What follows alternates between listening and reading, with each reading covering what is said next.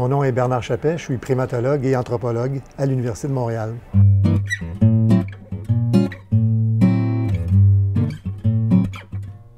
Je suis l'auteur du livre « Liens de sang aux origines biologiques de la société humaine ».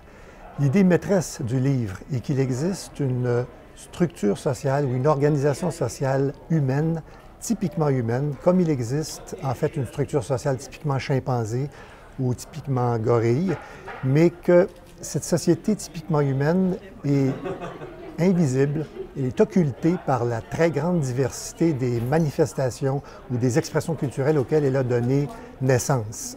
La seule façon d'identifier cette structure sociale unitaire, profonde de la société humaine, c'est de comparer les sociétés humaines aux autres sociétés de primates, ce qui fait ressortir les caractéristiques partagées et originales de la société humaine. Et on se rend compte alors, quand on fait cette comparaison, qu'un grand nombre de traits sociaux très complexes sont des amalgames de matériaux beaucoup plus simples et beaucoup plus élémentaires qu'on trouve chez d'autres espèces de primates. Autrement dit, nous avons fait du neuf avec du vieux. On a fait de nouvelles combinaisons d'anciens matériaux.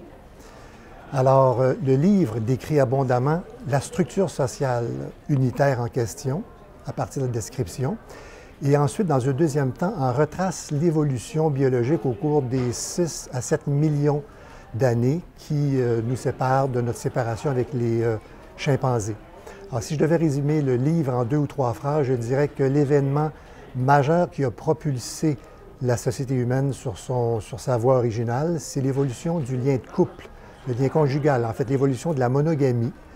Nous sommes en fait la seule société de primates qui formons des groupes constitués de familles principalement monogames. C'est très original, la question est de savoir pourquoi et comment ça a évolué.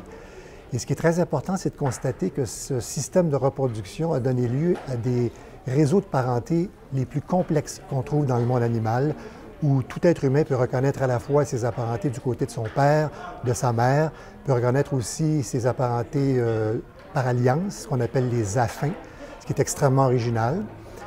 Et ceci, qui peut avoir l'air d'un phénomène banal, mais qui est très profond, nous a permis de créer des alliances avec d'autres groupes et donc est à la racine même du caractère fédéré des sociétés humaines, qui est un caractère absolument original aussi.